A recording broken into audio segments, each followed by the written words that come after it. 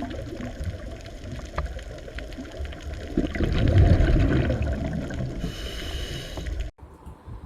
આજે શરૂ કરશું આપણે આપણું પ્રકરણ નંબર 6 આનુવંશિકતાનો આણ્વીય આધાર.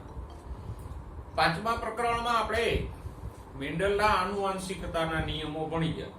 પણ હવે મેન્ડલે આનુવંશિકતાના નિયમો આપ્યા ત્યારે જીવ વિજ્ઞાન એટલું બધું આગળ વધેલું નહોતું, ટેકનોલોજીનો વિકાસ નહોતો થયો. તો પાંચમા પ્રકરણમાં જ આપણે ચર્ચા કરી ગયા કે મેન્ડલના કારકો છે એ કયા છે એ મેન્ડલ પણ નહોતો સમજી શક્યો અને મેન્ડલ પછીના વૈજ્ઞાનિકો પણ નહોતા સમજી શક્યા. પણ મેન્ડલે એના નિયમો આપ્યા પછી લગભગ 101 વર્ષે ડીએનએ ની રચના સમજી શકાણી અને ડીએનએ આનુવંશિકતામાં કેવી રીતે ભાગ ભજવે એ સમજી શકાણું. એટલે કે આનુવંશિકતા માટે જવાબદાર અણુ કયો છે એ સમજતા મેન્ડલ પછી 100 વર્ષો લાગ્યા. આનુવંશિકતાનો આણ્વીય આધાર એટલે આનુવંશિકતા માટે આધારરૂપ અણુ, અથવા સાદા શબ્દોમાં કહીએ તો આનુવંશિકતા માટે જવાબદાર અણુ. તો તમે જાણો છો કે આનુવંશિકતા માટે જવાબદાર અણુ કયો છે? ડીએનએ. ડીએનએ અને આરએનએ બંને મળી અને લક્ષણોનું નિયંત્રણ કરે. પિતૃ સજીવનું ડીએનએ સંતતિને વારસામાં ઉતરે એટલે લક્ષણો પણ વારસામાં ઉતરે, જેને આપણે આનુવંશિકતા કહીએ. તો આમ આનુવંશિકતા માટે આધારરૂપ અણુ કયો છે? ડીએનએ. અને એના સહયોગમાં હોય આરએનએ.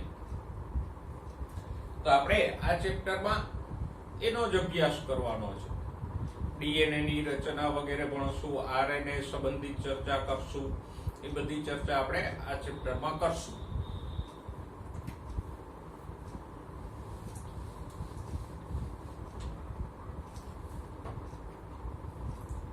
જો પુસ્તકની પ્રસ્તાવનાની વાત કરીએ તો જૈવિક તંત્રમાં એટલે કે જીવ સૃષ્ટિમાં બે પ્રકારના ન્યુક્લિક એસિડ જોવા મળે.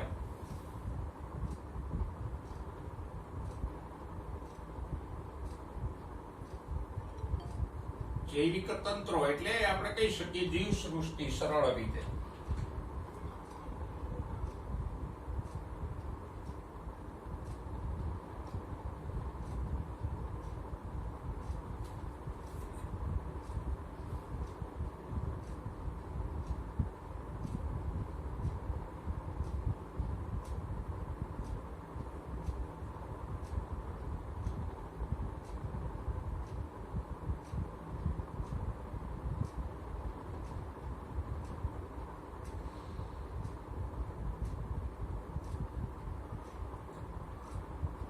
તો આ બે ન્યુક્લિક એસિડો કયા છે? તો બંનેને આપણે જાણીએ છીએ. એક ન્યુક્લિક એસિડ છે ડીએનએ અને બીજો છે આરએનએ.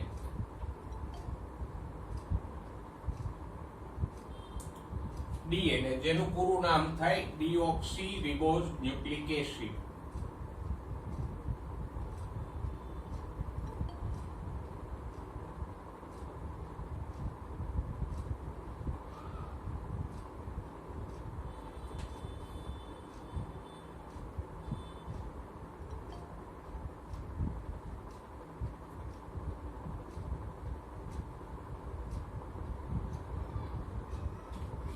અને બીજો ન્યુક્લિક એસિડ જોવા મળશે આરએનએ. આરએનએ નું પૂરું નામ છે રિબોઝ ન્યુક્લિક એસિડ.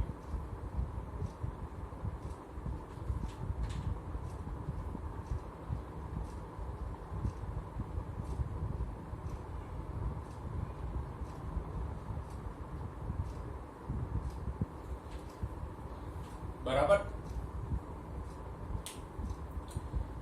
તો ન્યુક્લિક એસિડો એટલે કોણ? તો 11મા ધોરણથી આપણે ભણતા આવ્યા છે ડીએનએ અને આરએનએ આ બંનેને શું કહેવાય? Nucleic acid. એવો શબ્દ શા માટે વાપરીએ? તો કે ન્યુક્લિયસ એટલે કોષ કેન્દ્ર.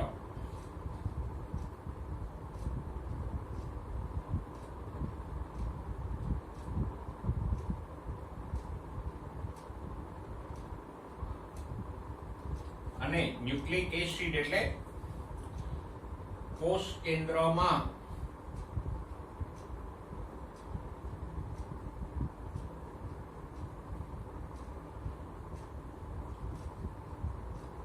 જોવા મળતા એસિડિક પદાર્થ. તો ડીએનએ અને આરએનએ બંને એસિડ છે. આપણે પાછળ લખ્યું ન્યુક્લિક એસિડ, તો એસિડિક છે. અને એમાંનું ડીએનએ છે ખાસ કરીને કોષ કેન્દ્રમાં જોવા મળે. તો આમ કોષ કેન્દ્ર એટલે ન્યુક્લિયસમાં મળતો એસિડ એટલે ન્યુક્લિક એસિડ. બે છે, ડીએનએ અને આરએનએ. બેના નામ આપણે જોયા, પણ મોટા ભાગે આનુવંશિક દ્રવ્ય તરીકે કોણ હોય? ડીએનએ. ડીએનએ છે મોટા ભાગના સજીવોમાં આનુવંશિક દ્રવ્ય તરીકે જોવા મળે.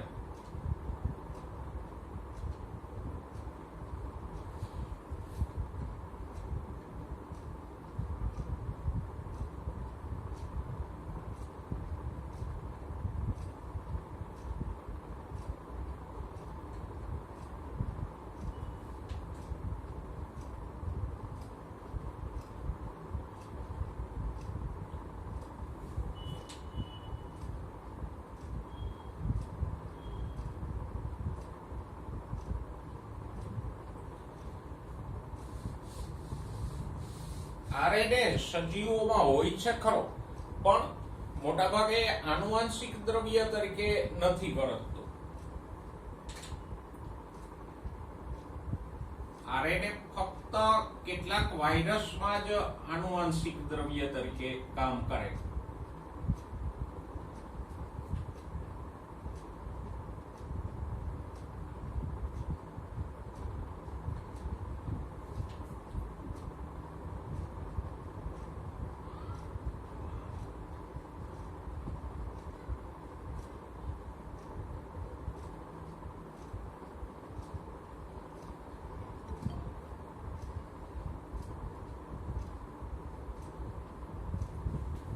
બરાબર. આ અમુક વાયરસ ને બાદ કરો, જેમ કે HIV, પછી કોરોના, એ બધા વાયરસ ને બાદ કરો તો એના સિવાયના અમુક વાયરસ, બેક્ટેરિયા, વનસ્પતિઓ, પ્રાણીઓ બધામાં આનુવંશિક દ્રવ્ય તરીકે શું હોય? ડીએનએ જ હોય. આ આરએનએ આમાં પણ હશે, આ બધા સજીવોમાં આરએનએ હશે, પણ અહીંયા આરએનએ છે એ અનુકૂલકારક એટલે કે એડેપ્ટર, પછી સંરચનાત્મક અને બીજી ભૂમિકાઓ ભજવશે.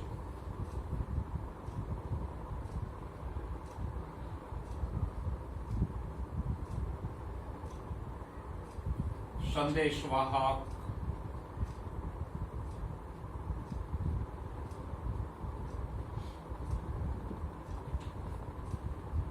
અને ઘણીવાર ઉત્પ્રેરક એટલે ઉત્સેચક.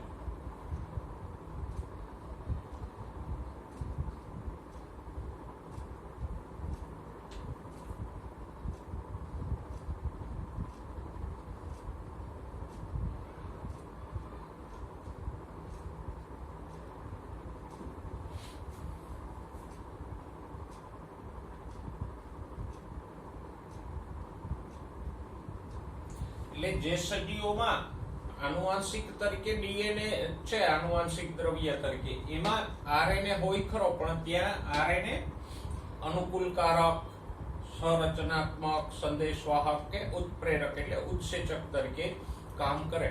આ બધા કામો કેવા છે એ આપણે આગળ જોઈશું, કે અનુકૂલક તરીકે કેમ કામ કરે છે, સંદેશવાહક તરીકે આરએનએ કેમ કામ કરે છે.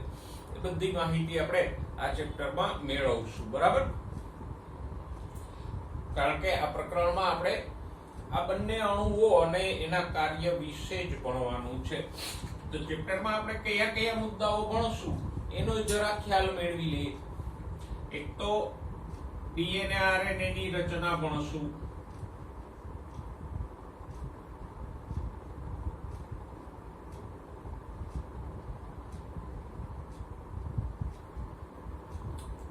બરાબર, કારણ કે એ તો પાયો છે ડીએનએ આરએનએ ની રચના.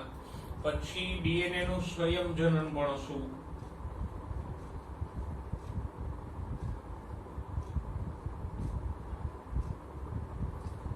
પછી ડીએનએ પરથી આરએનએ નું નિર્માણ એટલે પ્રત્યાંકન ભણશું.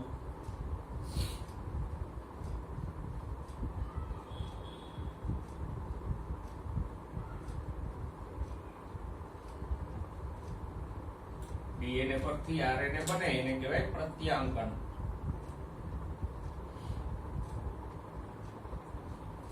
બરાબર. પછી જનીન સંકેતોની વાત કરશું.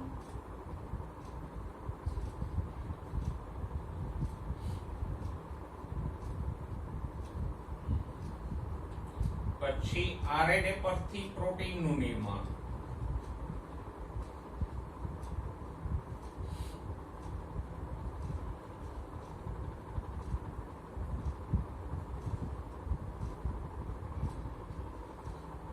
એને કહેશું ભાષાંતર. આ બે મહત્વના તબક્કા છે જનીન અભિવ્યક્તિમાં કે લક્ષણોના નિયંત્રણમાં. આ પ્રત્યાંકન અને ભાષાંતર બે અગત્યના તબક્કાઓ છે. એ બંનેનો અભ્યાસ આપણે કરશું. પછી જનીન અભિવ્યક્તિનું નિયમન.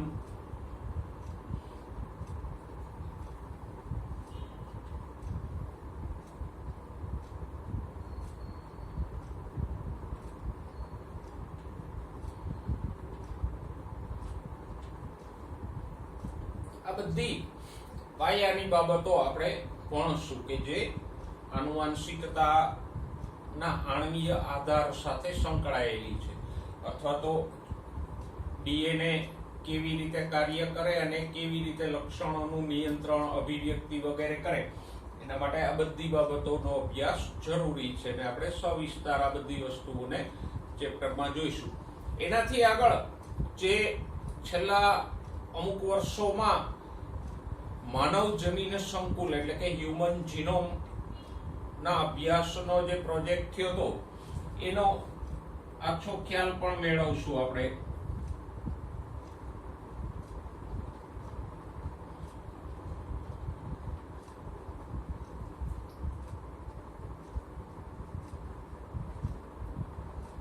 હ્યુમન જીનોમ પ્રોજેક્ટ એટલે HGP. અને અંતે ભણશું ડીએનએ ફિંગરપ્રિન્ટિંગ.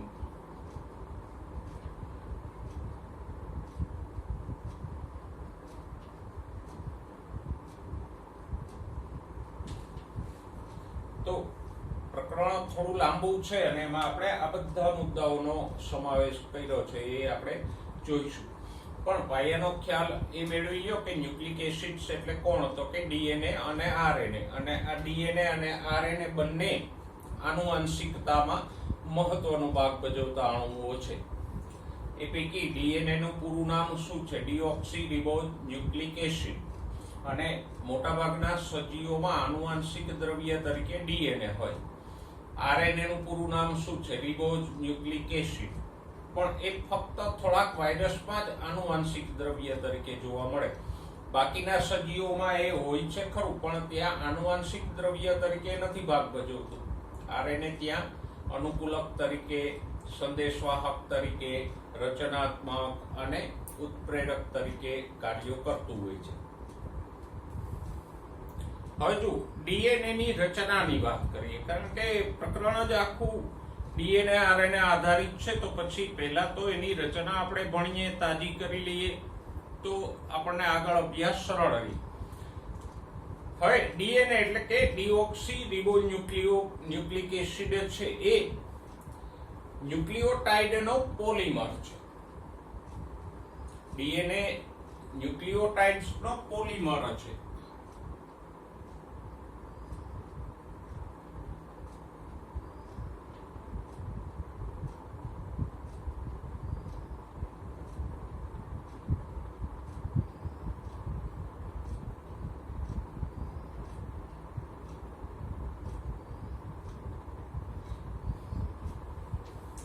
બરાબર.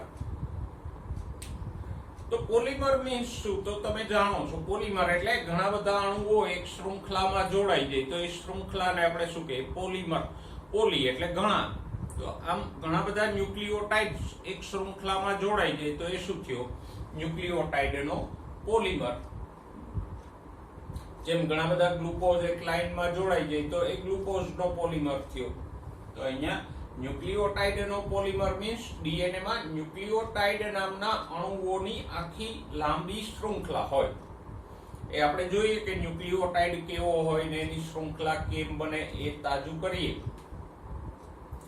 પછી બીજી વાત, ડીએનએ માં એક જ શૃંખલા ન હોય પણ આવી ન્યુક્લિયોટાઇડની બે શૃંખલા હોય અને એમાં સામસામે બે ન્યુક્લિયોટાઇડ જોડાયેલા હોય. તો આમ ડીએનએ માં આવી જોડીઓ જોવા મળે ન્યુક્લિયોટાઇડની. અને ડીએનએ છે ખૂબ લાંબો પોલિમર છે. ડીએનએ ની લંબાઈને આપણે એમાં જોવા મળતી ન્યુક્લિયોટાઇડની જોડીઓના આધારે વ્યાખ્યાયિત કરી શકીએ. ડીએનએ ની લંબાઈને આપણે સામાન્ય કોઈ એકમોથી નથી માપતા કે નેનોમીટર કે એંગસ્ટ્રોમ કે એવા એકમોમાં નથી માપતા, પણ ડીએનએ ની લંબાઈને આપણે જોડીઓના સંદર્ભે વ્યાખ્યાયિત કરીએ કે કેટલી જોડી ન્યુક્લિયોટાઇડની એમાં છે. બરાબર? અને એ સજીવોની લાક્ષણિકતા છે. શા માટે? તો કે ન્યુક્લિયોટાઇડની જોડી છે એ સજીવોની લાક્ષણિકતા એટલે છે કે દરેક સજીવમાં ન્યુક્લિયોટાઇડની ચોક્કસ જોડીઓ જ આવેલી હોય. એટલે એ રીતે સજીવની એક લાક્ષણિકતા પણ બની. જો અલગ અલગ થોડાક સજીવોમાં આપણને આ ન્યુક્લિયોટાઇડની જોડના ઉદાહરણો આપ્યા છે. બેક્ટેરિયોફેજ ની એક ટાઈપ છે 5174.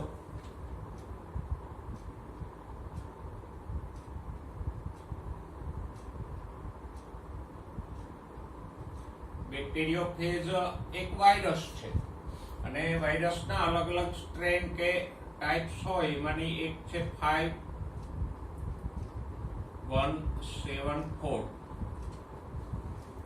એમાં કેટલા ન્યુક્લિયોટાઇડ છે? તો કે 5386 ન્યુક્લિયોટાઇડ ની જોડી આવેલી હોય.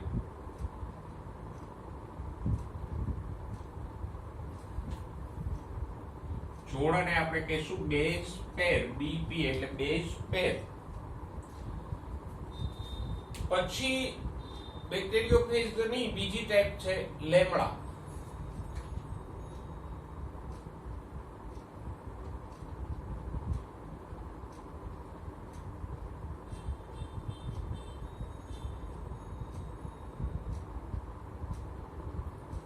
ફેજ લેમડા બેક્ટેરિયામાં કેટલી ના ડીએનએ માં કેટલી ન્યુક્લિયોટાઇડની જોડી જોવા મળે? તો કે 48502.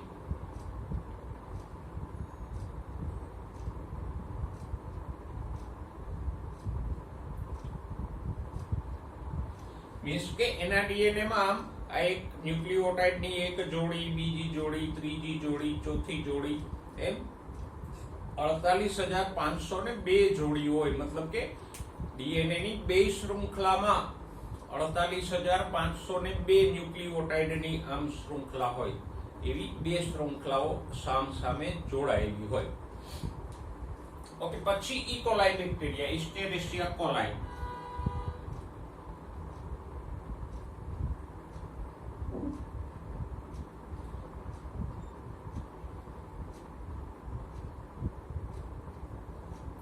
આ બેક્ટેરિયા છે, આ બંને વાયરસ છે. તો ઇકોલાઈમાં ઘણી બધી ન્યુક્લિયોટાઇડની જોડી હોય. કેટલી? ઘણી બધી. એટલે તો કે 4.6 × 10⁶ જેટલી બેઝ પેર આવેલી હોય. અને મનુષ્યના ડીએનએ માં વાત કરીએ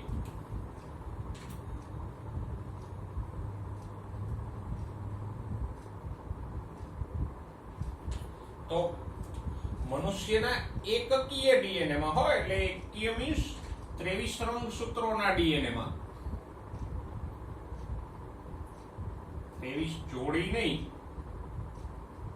ખાલી 23 રંગસૂત્રોનું ડીએનએ આપણે માપીએ તો એમાં કેટલી જોડી હોય? તો કે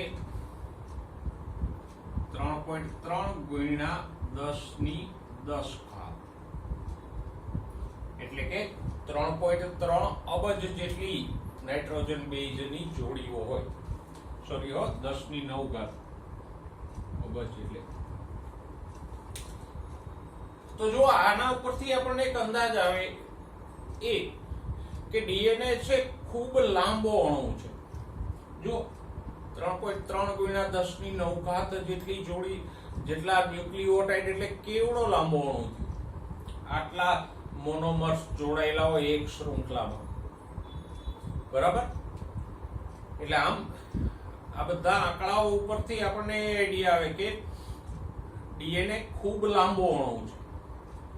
બીજી વાત તો કે દરેક સજીવના ડીએનએ માં ચોક્કસ બેઝ જોડીઓ જ આવેલી હોય. એવું નથી બધા સજીવોના ડીએનએ માં બેઝની જોડી સરખી હોય અથવા તો એક જ જાતિના સજીવોમાં અલગ અલગ હોય. એમ કે એક મનુષ્યમાં આટલી બેઝ જોડી હોય તો બીજા મનુષ્યમાં અલગ હોય. ના, એક જાતિના બધા સજીવોમાં એ સરખું જ હોય અને અલગ અલગ જાતિમાં એ સરખું ના હોય.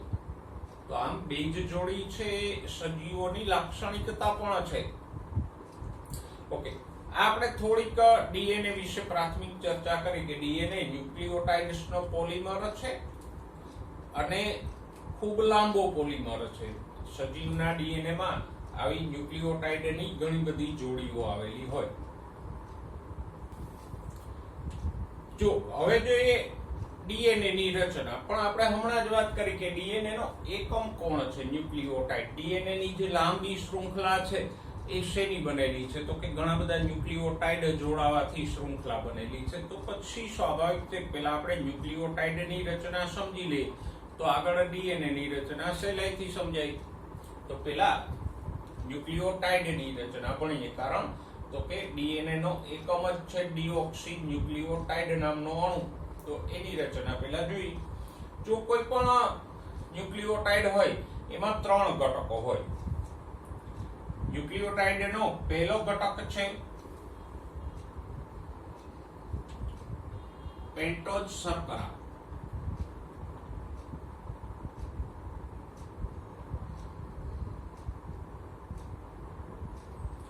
પેન્ટોઝ શર્કરા, પેન્ટા એટલે 5. તો જે શર્કરામાં 5 કાર્બન હોય એને આપણે કહીશું પેન્ટોઝ શર્કરા.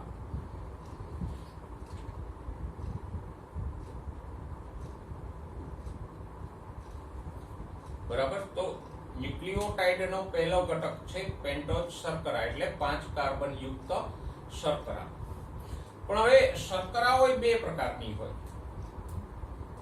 આ 5 કાર્બન વાળી શર્કરા આપણે દોરીએ તો એનો પહેલો કાર્બન, આ બીજો કાર્બન, ત્રીજો કાર્બન, આ ચોથો કાર્બન, 1 2 3 4 અને આ પાંચમો કાર્બન.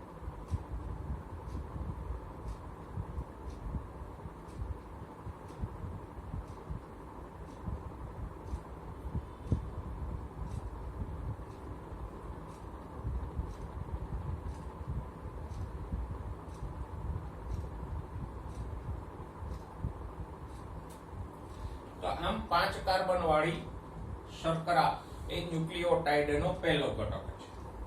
પણ શર્કરાઓ બે પ્રકારની છે. પહેલા બંને દોરીએ પછી બે વચ્ચેનો તફાવત જોઈએ.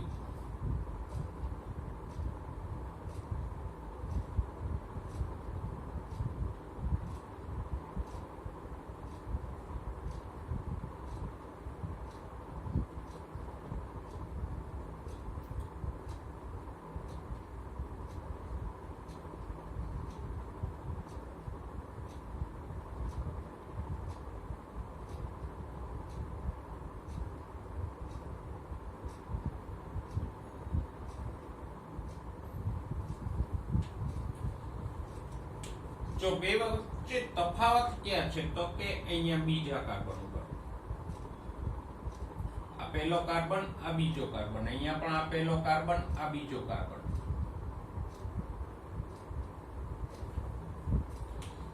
આ શર્કરામાં બીજા કાર્બન ઉપર OH છે એટલે કે ઓક્સિજન છે. તો આને કહીશું રિબોઝ શર્કરા.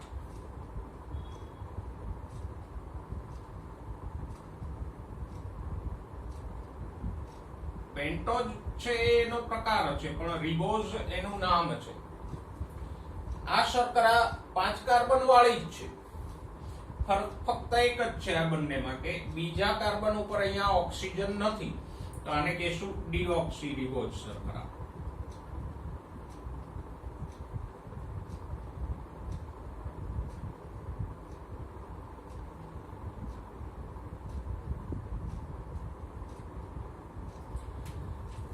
જો ડીએનએ આરએનએ ના નામ યાદ કરો. આરએનએ નું નામ શું છે? Ribose nucleic acid. તો સ્વાભાવિક છે જે ન્યુક્લિક એસિડમાં રિબોઝ શર્કરા હોય એને આપણે આરએનએ કહીશું, રિબોઝ ન્યુક્લિક એસિડ. અને ડીએનએ એટલે ડીઓક્સી રિબોઝ ન્યુક્લિક એસિડ. તો જે ન્યુક્લિક એસિડમાં ડીઓક્સી રિબોઝ શર્કરા હોય એને કહીશું ડીઓક્સી રિબોઝ ન્યુક્લિક એસિડ. તો આરએનએ ના ન્યુક્લિયોટાઇડ્સમાં રિબોઝ શર્કરા હોય, ડીએનએ ના ન્યુક્લિયોટાઇડ્સમાં ડીઓક્સી રિબોઝ શર્કરા હોય. બરાબર? ઓકે. પછી બીજો ઘટક જોઈએ. ન્યુક્લિયોટાઇડ ના 3 ઘટકો છે, એમાંનો એક ઘટક આપણે જોયો. બીજો ઘટક છે નાઇટ્રોજન બેઝ.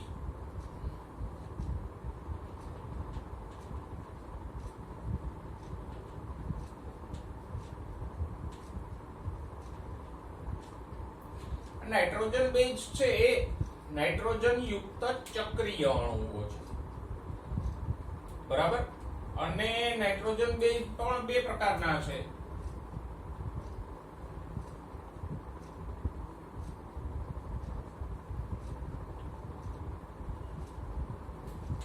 કયા 2 પ્રકારના છે? તો કે નાઇટ્રોજન બેઝ નો પહેલો પ્રકાર છે પ્યુરિન પ્રકારના,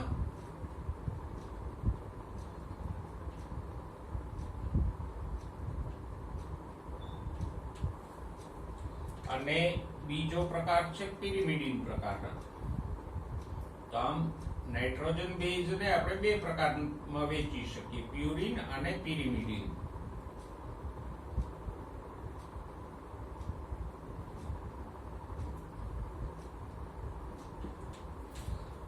પ્રકારો શેના આધારે પડ્યા? તો કે અણુના બંધારણમાં આવેલા ચક્રોના આધારે. પ્યુરિન પ્રકારના નાઇટ્રોજન બેઝ છે એના બંધારણમાં 2 ચક્ર હોય.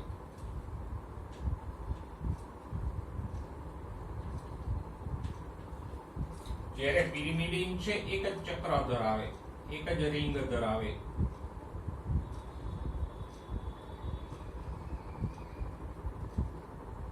આમ જરા આપણે જોઈએ તો પ્યુરિન પ્રકારના જે નાઇટ્રોજન બેઝ છે એના બંધારણમાં આમ 2 ચક્ર આવેલા હોય, જ્યારે પિરિમિડિન પ્રકારના છે એના બંધારણમાં આમ એક જ ચક્ર આવેલું હોય. ઓકે.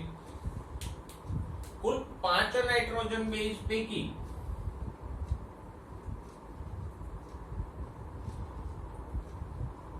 એડિનિન એની સંજ્ઞા છે કેપિટલ A અને ગ્વાનિન એની સંજ્ઞા છે G. આ એડિનિન અને ગ્વાનિન બંને પ્યુરિન પ્રકારના છે, જ્યારે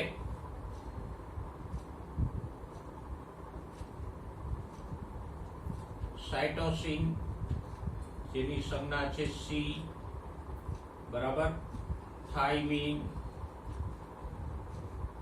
એની સંજ્ઞા છે T અને યુરેસિલ એની સંજ્ઞા છે U. તો એ 3 પિરિમિડિન પ્રકારના છે. તો ટોટલ 5 નાઇટ્રોજન બેઝ છે: adenine, guanine, cytosine, thymine, uracil. એ પૈકીના એડિનિન, ગ્વાનિન પ્યુરિન પ્રકારના છે, જ્યારે સાઇટોસિન, થાઇમિન, યુરેસિલ પિરિમિડિન પ્રકારના છે. બરાબર? ઓકે. અહીંયા પણ એક થોડીક વિશેષતા જોવા મળશે. કઈ? તો કે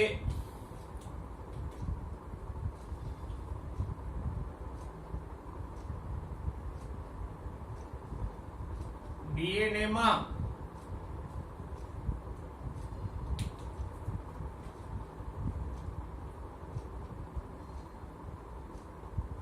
એડિનિન, થાઇમિન, ગ્વાનિન અને સાઇટોસિન હોય, મીન્સ કે ડીએનએ માં યુરેસિલ હોતો નથી.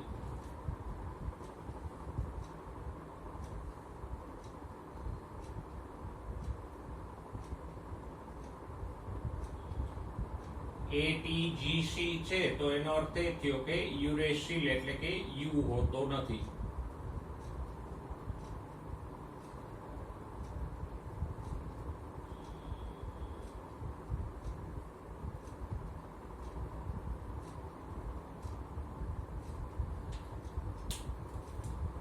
આરએનએ ની વાત કરીએ તો આરએનએ માં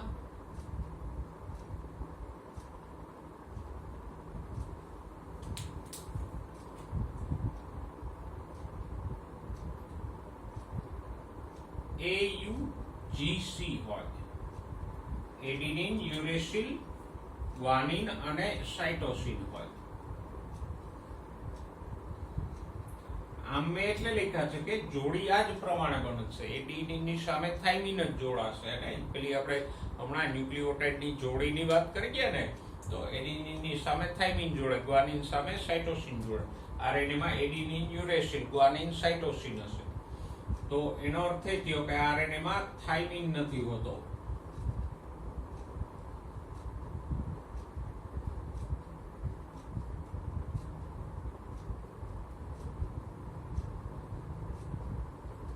તો આ બાબતોને ખાસ યાદ રાખજો કે ડીએનએ માં શું હોય, આરએનએ માં શું હોય.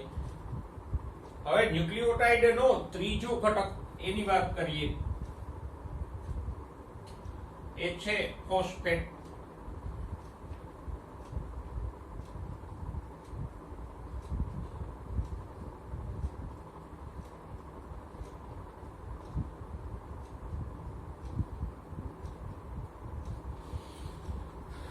અને થેન્ક ગોડ કે ફોસ્ફેટમાં કોઈ પ્રકારો કે પેટા પ્રકારો છે નહીં. બરાબર, વેરી સિમ્પલ. પહેલા ન્યુક્લિયોટાઇડની રચના સમજો. 3 જ ઘટકો છે: પેન્ટોઝ શર્કરા, નાઇટ્રોજન બેઝ અને ફોસ્ફેટ. પેન્ટોઝ શર્કરાના 2 પ્રકારો છે, રિબોઝ અને ડીઓક્સીરિબોઝ. રિબોઝ આરએનએ માં હોય, ડીઓક્સીરિબોઝ નામ પ્રમાણે ડીએનએ માં હોય. બીજું નાઇટ્રોજન બેઝ, તો એ 2 પ્રકારના છે, પ્યુરિન અને પિરિમિડિન. પ્યુરિન કોણ કોણ છે? તો કે એડિનિન અને ગ્વાનિન બંને નાઇટ્રોજન બેઝ પ્યુરિન પ્રકારના છે, જ્યારે સાઇટોસિન, થાઇમિન, યુરેસિલ પિરિમિડિન પ્રકારના છે.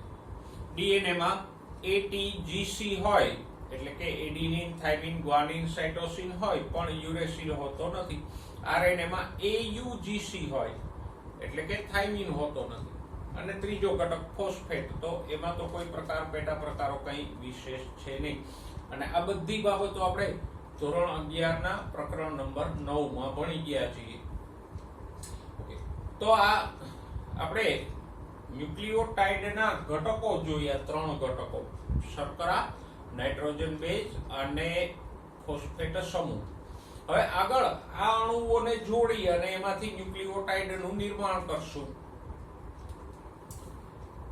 હવે જો આપણે જે 3 ઘટકોની વાત કરી એને જોડી અને ન્યુક્લિયોટાઇડ બનાવીએ, તો સૌથી પહેલું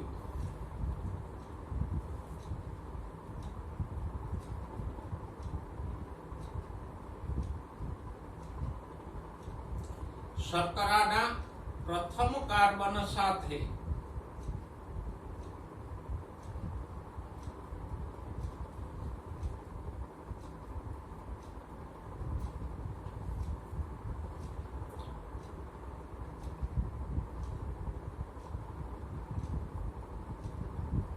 નાઇટ્રોજન બેઝ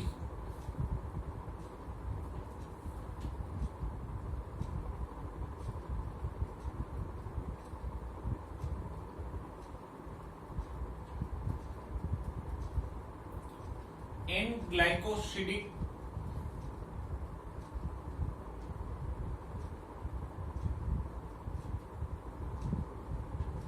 બંધથી જોડાય તો ન્યુક્લિયોસાઇડ બને.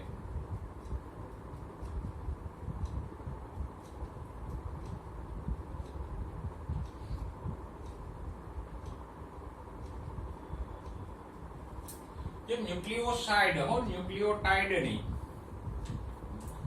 કેવી રીતે બન્યો ન્યુક્લિયોસાઇડ? તો કે શર્કરાના પ્રથમ કાર્બન સાથે. આ એક શર્કરા હું દોરું.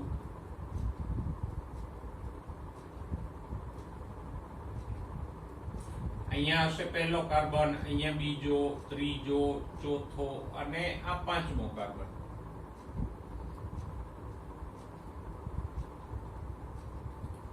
તો એના આ પ્રથમ કાર્બન સાથે નાઇટ્રોજન બેઝ જોડાય.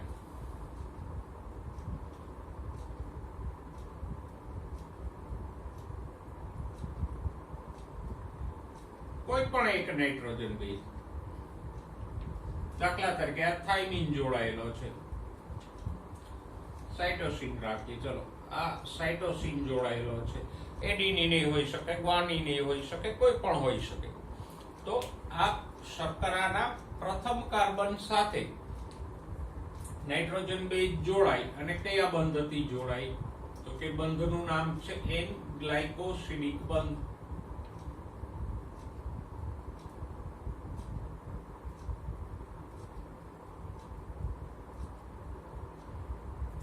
તો આ જે જોડકું બન્યું એને શું કહેવાય?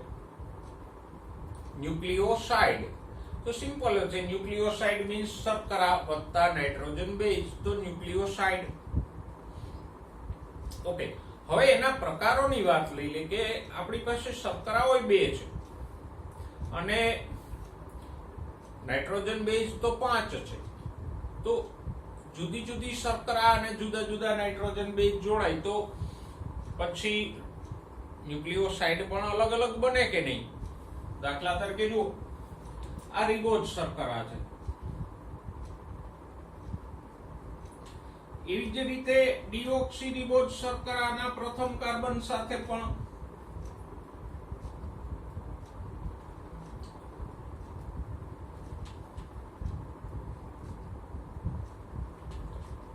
નાઇટ્રોજન બેઝ જોડાઈ જાય.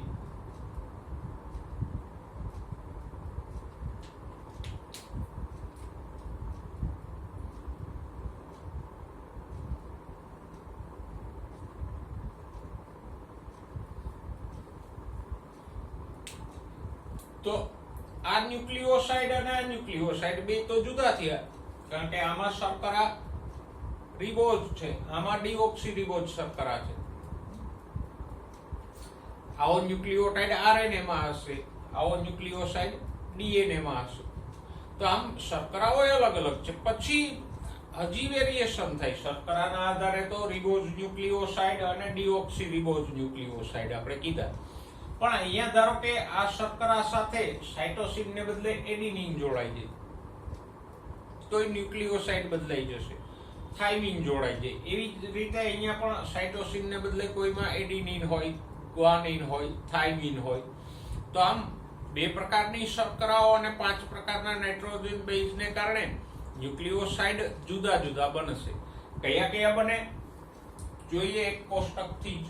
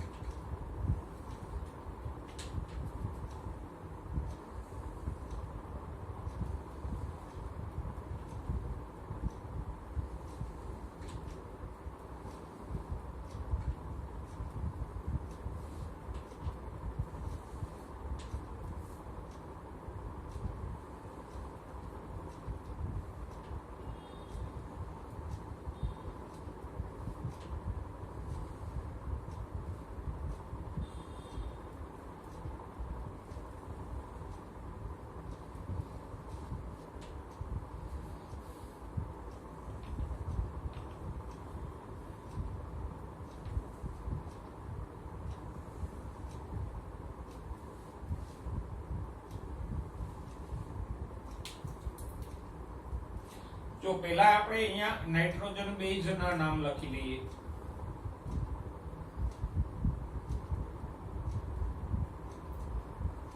એડિનિન એટલે A, ગ્વાનિન એટલે G,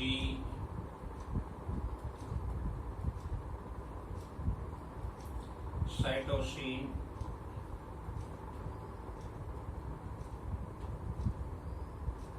એની સંજ્ઞા C, થાઇમિન એની સંજ્ઞા આપશું T અને યુરેસિલ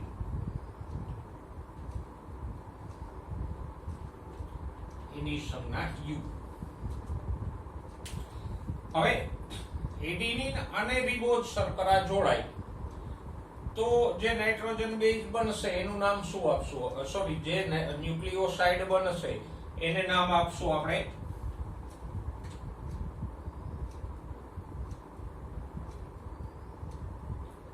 એડિનોસાઇન. એડિનિન રિબોઝ શર્કરાના પ્રથમ કાર્બન સાથે અહીંયા એડિનિન જોડાયેલો હોય તો એ ન્યુક્લિયોસાઇડ નું નામ શું થયું? એડિનોસાઇન. એવી જ રીતે ડીઓક્સી રિબોઝ શર્કરા સાથે એડિનિન જોડાયેલો હોય તો એ ન્યુક્લિયોસાઇડ નું નામ થશે ડીઓક્સી એડિનોસાઇન. પછી તો આગળ ડીઓક્સી શબ્દ જ લગાડવાનો છે.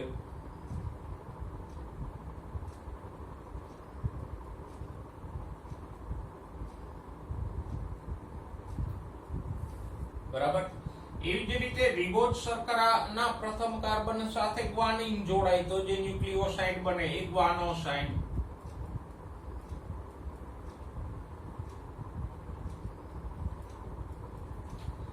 અને ડીઓક્સી રિબોઝ શર્કરાના પ્રથમ કાર્બન સાથે ગ્વાનિન જોડાય તો ડીઓક્સી ગ્વાનોસાઇન.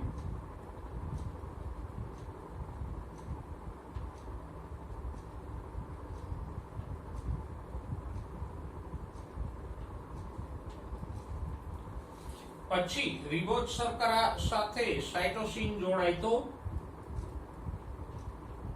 હવે અહીંયા સાઇટોસાઇન નહીં આવે, સાઇટિડિન.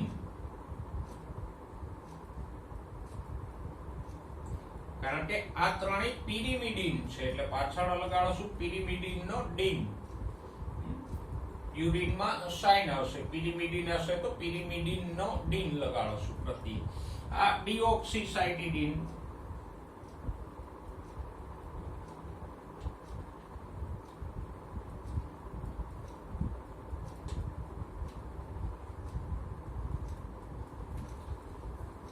પછી થાઇમિન જોડાય તો થાઇમિડિન બને. પણ આરએનએ માં રિબોઝ શર્કરા સાથે થાઇમિન હોતો નથી. આરએનએ માં આપણે ભણ્યા થાઇમિન નથી હોતો એટલે પ્રેક્ટિકલી આપણને થાઇમિડિન મળશે નહીં. પણ હા, ડીએનએ માં ડીઓક્સી રિબોઝ શર્કરા સાથે થાઇમિન જોડાયેલો હોય એટલે ડીઓક્સી થાઇમિડિન હશે. કારણ કે આરએનએ માં રિબોઝ શર્કરા હોય, ડીએનએ માં ડીઓક્સી રિબોઝ શર્કરા હોય. તો આરએનએ ની રિબોઝ શર્કરા સાથે થાઇમિન નથી જોડાતો.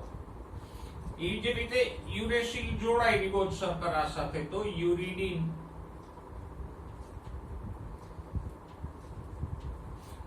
પણ ડીઓક્સી યુરિડિન નહીં હોય. શા માટે? તો કે ડીએનએ માં યુરેસિલ હોતો નથી. તો ડીઓક્સી રિબોઝ શર્કરા ડીએનએ માં હોય એની સાથે યુરેસિલ જોડાયેલો નથી મળી આવતો. તો આમ વ્યવહારિક રીતે આપણને આ 8 ન્યુક્લિયોસાઇડ મળે. બરાબર? ઓકે. હવે ન્યુક્લિયોસાઇડ, આપણે તો ન્યુક્લિયોટાઇડની વાત કરવાની છે ને, તો એની આગળ વાત વધારીએ. આ જે ન્યુક્લિયોસાઇડ્સ બન્યા છે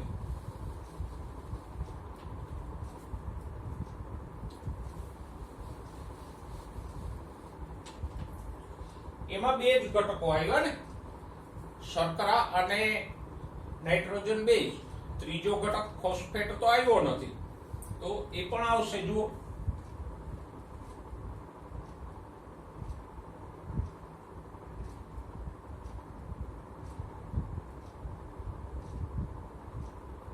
ન્યુક્લિયોસાઇડની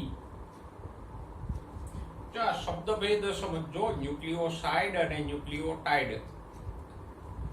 ન્યુક્લિયોસાઇડની શર્કરાના 5મા કાર્બન સાથે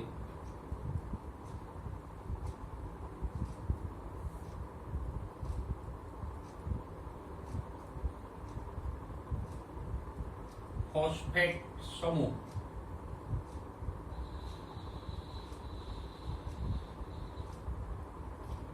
ફોસ્ફોએસ્ટર બંધથી જોડાય.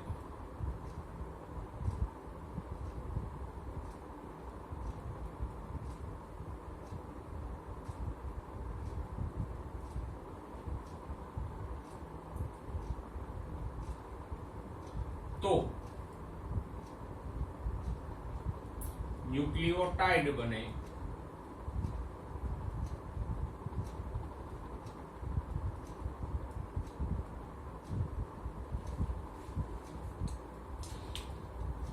જો શબ્દ વાંચો ન્યુક્લિયોસાઇડની શર્કરા, તો પહેલા તો આપણે ન્યુક્લિયોસાઇડ દોરવો પડે ને. ન્યુક્લિયોસાઇડ મીન્સ હમણાં જ આપણે વાત કરી કે શર્કરા વત્તા નાઇટ્રોજન બેઝ, તો દોરીએ આ એક શર્કરા.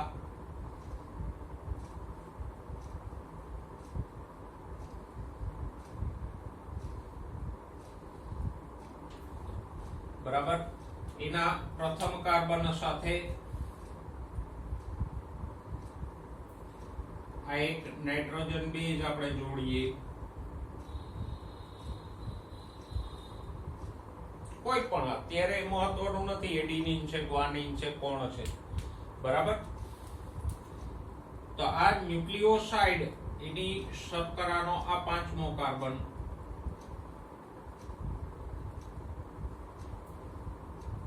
તો આ 5મા કાર્બન સાથે જો ન્યુક્લિયોસાઇડ ની શર્કરાનો 5મા કાર્બન સાથે ફોસ્ફેટ જોડાઈ જાય અહીંયા. તો આ શું બની ગયું? ન્યુક્લિયોટાઇડ. તો જે 3 ઘટકો આપણે ન્યુક્લિયોટાઇડના બન્યા હતા, શર્કરા, નાઇટ્રોજન બેઝ અને ફોસ્ફેટ, એ ત્રણેયના જોડાવાથી ન્યુક્લિયોટાઇડ બની ગયું. વચ્ચે આપણે ન્યુક્લિયોસાઇડને લીધો અને એમાંથી પછી ન્યુક્લિયોટાઇડ બનાવ્યું. તો આ ડીએનએ ના એકમ ન્યુક્લિયોટાઇડની રચના આપણે ભણ્યા.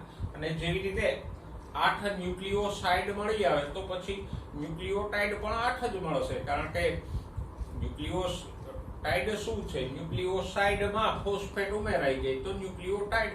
તો 8 પ્રકારના ન્યુક્લિયોસાઇડ છે, તો એ જ પ્રમાણે 8 ન્યુક્લિયોટાઇડ પણ મળશે આપણને. તો આ જે ન્યુક્લિયોટાઇડની રચના આપણે ભણ્યા, જે આપણે ધોરણ 11 ના પ્રકરણ નંબર 9 માં પણ ભણી ગયા, તો એને બરાબર રીતે પાછું યાદ કરી લેજો અને સારી રીતે યાદ રાખજો.